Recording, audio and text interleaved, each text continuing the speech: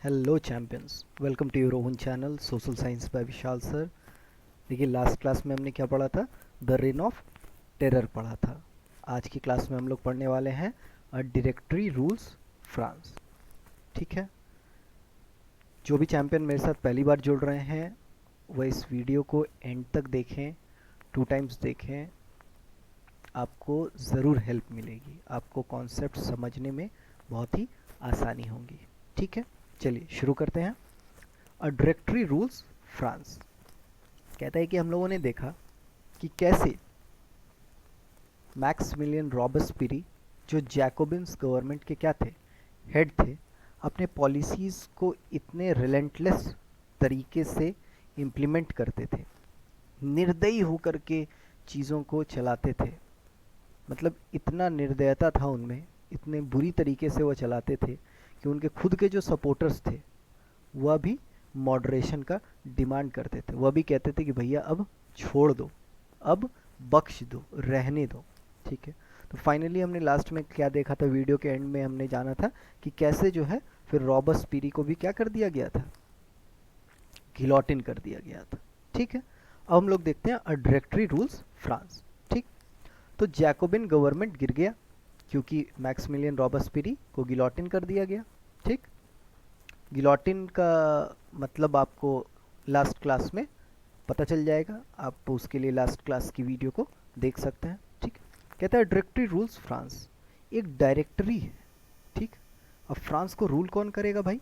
तो एक डायरेक्टरी है। डायरेक्टरी समझिए कि बेसिकली फ़ोन डायरेक्टरी आप देखते हैं, उसमें बहुत सारे लोगों का नाम होता है, उससे इसका कोई मतलब नहीं है। ठीक है, तो डायरेक्टरी बेसिकली समझिए कि होता क्या है कि कुछ लोग थे जिनको चुना जाता था, जो फ्रांस को क्या करते हैं, आगे चल के रूल करते हैं। ठीक है, समझते हैं। कहते हैं after the fall of the Jacobian government the wealthier middle classes saw it as an opportunity to seize power. They introduced a new constitution. कहता है जब जैकोबिन गवर्नमेंट गिर गया, क्यों गिर गया? क्योंकि मैक्समिलियन रॉबस्पिरी तो चल दिए। ठीक, तो जब जैकोबिन गवर्नमेंट गिर गया तो जो वेल्दियर मिडिल क्लास थे, जो पैसे वाले लोग थे, मिडिल क्लास में भी जो पैसे वाले लोग थे, उन्होंने क्या देखा? उन्होंने देखा कि यह क्या, एक अपॉर्चुनिटी है, यह बहुत अच्छा मौका है। किस चीज़ का? पावर को अपने हाथों में लेने का। मतलब जो शक्तियां हैं सरकार का, जो शक्ति होता है सरकार के पास, जो रूल रेगुलेशन बनाने के जो पावर्स होते हैं, उन सारे पावर्स को अपने हैंड में कैप्चर करने का बहुत अच्छा मौका है। किन्होंने देखा? या देखा वेल्दियर मिडिल क्लासेस के लोगों ने। ठीक है, तो उन्होंने उसके बाद क्या किया? उन्होंने they introduced a new constitution. एक कॉन्स्टिट्यूशन कब इंट्रोड्यूस हुआ था? लास्ट अगर आपको याद हो तो 1791 में। ठीक है, फिर एक नया कॉन्स्टिट्यूशन इंट्रोड्यूस किया गया। अब इस नए कॉन्स्टिट्यूशन के अकॉर्डिंग क्या होता है वो देखते हैं। कहता है according to the new constitution the non propertied section of the society were not allowed to vote. अच्छा, जो पिछला कॉन्स्टिट्यूशन बना था उसमें भी जो लोग 3 दिन के लेबरर्स वेज के बराबर टैक्स पे नहीं करते थे, उनको वोट करने का अधिकार नहीं था। ठीक है, तो फिर बाकी लोगों को वोट करने का अधिकार कैसे मिला, किसके द्वारा दिया गया, ये आपको बताना है कमेंट सेक्शन में। ठीक है, कहता है जो अब यह नया कॉन्स्टिट्यूशन बना, इसमें फिर क्या हो गया कि जो नॉन प्रॉपर्टीड सेक्शंस वाले लोग थे, जिनके पास संपत्ति नहीं थी, बेसिकली समझिए जो पैसे वाले नहीं थे, उनका फिर क्या हो गया? उनका अधिकार जो है वो वोट करने का छिन गया। They are not allowed to vote, vote करने उनको नहीं दिया जाने लगा। It also provided for 2 elected legislative councils. अब इस नए कॉन्स्टिट्यूशन के आधार पर 2 नए इलेक्टेड लेजिस्लेटिव काउंसिल्स बनाए गए। मतलब जहाँ पर कानून बनाया जाएगा, जहाँ पर रूल बनाया जाएगा, जहाँ पर लेजिस्लेट किया जाएगा, 2 हाउस बनाए गए। ठीक है, and these then elected members appointed a directory which was an executive made up of 5 members. कहता है अब जो ये चुने हुए लोग थे, कहाँ? ये जो इलेक्टेड मेंबर्स थे कहाँ? ये लेजिस्लेटिव काउंसिल्स के। अब यह जा करके क्या करते थे? यह एक डायरेक्टरी अपॉइंट करते थे। यह एक डायरेक्टरी अपॉइंट करते थे। अब ये डायरेक्टरी क्या था भाई? A directory was an executive made up of 5 members. 5 लोगों का एक एग्जीक्यूटिव था। अच्छा, एग्जीक्यूटिव क्या होता है? अगर आपको अभी सिविक्स में थोड़ा सा आइडिया हो तो लेजिस्लेचर, एग्जीक्यूटिव, जुडिशरी हमारे इंडियन सिस्टम का हिस्सा है, ठीक है। तो यहाँ पर एग्जीक्यूटिव कौन होते हैं? वैसे लोग जो क्या करते हैं, किसी भी रूल को, कोई भी कानून हमारे पार्लियामेंट में बनता है, या अगर स्टेट की बात करें लेजिस्लेटिव असेंबली में बनता है, तो उसको क्या कराना, इम्प्लीमेंट कौन कराते हैं? एग्जीक्यूटिव कराते हैं, ठीक।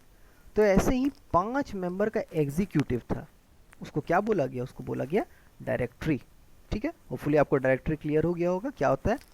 तो 5 मेंबर के जो डायरेक्टरी थे, अब वह क्या करने लग गए? वह जो है फ्रांस को रूल करने लग गए, परंतु किसके दिशा निर्देश पर? या जो लेजिस्लेटिव काउंसिल जो इलेक्ट करता था डायरेक्टरी को, उसके दिशा निर्देश पर ये 5 मेंबर जो है क्या करने लग गए? काम करने लग गए। अच्छा, ऐसा क्यों किया गया वो भी देखते हैं। A directory was appointed to safeguard against the concentration of power in a one-man executive as under the Jacobins. Jacobins के अंदर में क्या था कि वन मैन हैंडेड गवर्नमेंट था। मतलब समझिए, जैकोबिन्स क्या था? सिर्फ उसके ही हाथ में यह अधिकार था कि उसको जो करना होता था, जो रूल बनाना होता था, जो कानून बनाना होता था, जिस पॉलिसी को जिस प्रकार से उसको फॉलो कराना होता था, वो फॉलो कराता था। तो सोचिए कि एक ही आदमी के हाथ में पूरा का पूरा पावर हो गया, तो उसको तो जो इच्छा होगा वो करेगा, वो किसी की बात नहीं सुनेगा। इसी का यह नतीजा था कि जो उसके खुद के पार्टी के लोग भी थे, वह भी उससे बहुत ज़्यादा परेशान हो चुके थे, वह भी बहुत ज़्यादा प्रताड़ित थे। दूसरे पार्टी के लोग तो प्रताड़ित थे ही थे, उसके खुद के पार्टी के लोग भी बहुत ज़्यादा प्रताड़ित थे। क्यों? क्योंकि सिर्फ एक ही इंसान के हाथ में पावर थी, और वो कौन था? जैकोबिन्स क्लब का हेड कौन था? मैक्समिलियन रॉबespierre, ठीक। तो कहता है कि जैसा जैकोबिन्स के अंदर में था कि एक ही आदमी के हाथ में पूरा का पूरा पावर था, वैसा जो है ना हो, इसलिए क्या बनाया गया? इसलिए यह डायरेक्टरी बनाया गया। और आप इस डायरेक्टरी में देखें कितने मेंबर हैं? 5। तो ज़रूरी नहीं है ना, चलिए 2-2 मेंबर इक्वल भी हो जाते हैं, इवन भी हो जाते हैं, बट इधर 2 हुए, इधर 2 हुए, कोई एक लॉ बना जिस पर 2-2 लोग शामिल हो गए कि ठीक है, कोई 2 जो है वह यस के पक्ष में है, कोई 2 जो है वह नो के पक्ष में है, ठीक है। अब उसमें अगर यस वाले में एक ऐड हो जाएगा जो बचा हुआ मेंबर है, तो इनका पलड़ा भारी, ये मेजॉरिटी में आ गए, तो बात इनकी ही मानी जाएगी।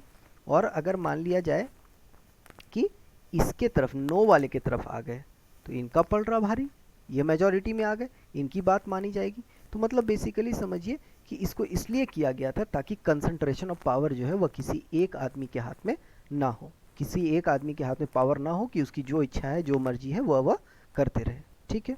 कहता है but this was not a very successful experiment as the directors often clashed with the legislative councils who then sought to dismiss them. कहता है कि ये बहुत सक्सेसफुल एक्सपेरिमेंट नहीं रहा। ऐसा किया तो गया कि जो लेजिस्लेटिव काउंसिल था वह जा कर के एक डायरेक्टरी को अपॉइंट करता था जिसमें 5 एग्जीक्यूटिव रहते थे, मगर ये बहुत सक्सेसफुल नहीं हुआ। क्यों सक्सेसफुल नहीं हुआ? कि ऑफन क्या होने लग गया, अधिकतर क्या होने लग गया, जो डायरेक्टर्स थे, जो डायरेक्टरी के लोग थे, वह अधिकतर झगड़े में पड़ जाते थे, ऑफन वह उलझ जाते थे। किससे? लेजिस्लेटिव काउंसिल के लोगों से। फिर क्योंकि लेजिस्लेटिव काउंसिल ने ही अपॉइंट किया था डायरेक्टरी के में बैठे हुए लोगों को, वो उन 5 एग्जीक्यूटिव मेंबर को, तो उनके पास ये पावर था जो फिर वो क्या करते थे, अपना यूज़ करके उनको डिसमिस कर देते थे, who then sought to dismiss them, ठीक है। कहता है चूंकि आप एक, और मैं हर क्लास में कहता हूँ कि आप जब सोशल साइंस पढ़ें तो आप अपनी इमेजिनेशन कैपेबिलिटी को इन्हांस्ड मोड में रखें, आप विजुअलाइज करते हुए चलें, कि चीज़ों को आप सोचते हुए चलें कि अच्छा ऐसा हो रहा है, ऐसा आप अपने ब्रेन में एक फिल्मिंग करते हुए चलें, तो आपको चीज़ें जो है वो ज़्यादा बेहतर ढंग से समझ में आएंगी, ठीक है।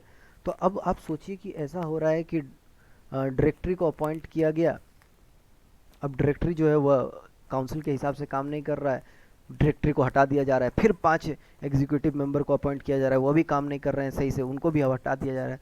पूरा पॉलिटिकल इनस्टेबिलिटी थी मतलब समझ में ही नहीं आ रहा था कि किसका जो है वो पावर चलेगा और किसकी बातों को माना जाएगा। इसीलिए क्या हुआ, these kind of political instability, इसी कारण से क्या होने लग गया, पूरी तरीके से पॉलिटिकल इनस्टेबिलिटी होने लग गया। किसी का कोई स्थायित्व तो नहीं हुआ, कोई स्थिरता नहीं हुई। आज कोई एक डायरेक्टरी रूल कर रहा है, कल कोई दूसरा डायरेक्टरी रूल कर रहा है। इस तरह से क्या हुआ, स्थायित्व जो है वह पूरी तरीके से क्या हो गया, खत्म हो गया। जब स्थायित्व पूरी तरीके से खत्म हो गया तो उससे एक इंसान था जिसने क्या किया, फायदा उठाया। अब देखते हैं किसने फायदा उठाया। कहते हैं these kind of political instability of the directory made the way for the rise of a military dictator Napoleon Bonaparte. कहता है यह नेपोलियन बोनापार्ट बहुत ही तेज निकला। इसने क्या किया, इसने फायदा उठाया। क्यों फायदा उठाया, क्योंकि पॉलिटिकल इनस्टेबिलिटी थी। आज किसी का बात चल रहा है, कल किसी का बात चल रहा है। इससे क्या हो, इसने देखा कि बहुत ही अच्छा मौका है और यह मिलिट्री डिक्टेटर था, तो इसका क्या हो गया, राइज हो गया, इसका उद्भव हो गया, या बढ़ने लग गया, इसके पावर में बढ़ोतरी होने लग गई। ठीक है, तो इसी से यहाँ पर से क्या होता है, यहाँ पर से शुरुआत होती है किसके, नेपोलियन बोनापार्ट के कहानी की। ठीक है, कहता है कि बहुत सारे बदलाव हुए गवर्नमेंट में, ठीक, मगर जो सोच था, जो आधार था किस चीज़ का, फ्रीडम का, कि इक्वालिटी होना चाहिए सबके लिए, मतलब लॉ के सामने सब क्या होने चाहिए, इक्वल होने चाहिए, सब में भाईचारा बना रहे। यह सारी चीज़ें जो है, जो आम लोग थे, जो आम जनता थी फ्रांस की, उनके बीच में यह चीज़ें चल रही थी। और इन्हीं कारण से क्या था, जो पॉलिटिकल मूवमेंट्स था वह रुका नहीं, और पूरे यूरोप में धीरे धीरे यह क्या होने लग गया, फैलने लग गया। लोग जो है पॉलिटिकली मोटिवेटेड होने लग गए, लोगों को अपने अधिकारों का पता चलने लग गया, लोगों को पता चलने लग गया कि लॉ के सामने सभी क्या हैं, बराबर हैं, उनके भी कुछ अधिकार हैं, उनके भी कुछ राइट्स हैं, उनके भी कुछ फ्रीडम है। ठीक है, तो अब नेक्स्ट क्लास में हम लोग फिर आगे पढ़ेंगे विमेन के बारे में, कि विमेन का कैसे क्रांति हुई कि नहीं हुई, इन चीज़ों के बारे में पढ़ेंगे। होपफुली आपको वीडियो हेल्पफुल लगे। अगर वीडियो हेल्पफुल लगे तो वीडियो को लाइक करें, शेयर करें और चैनल को सब्सक्राइब करें। Thank you.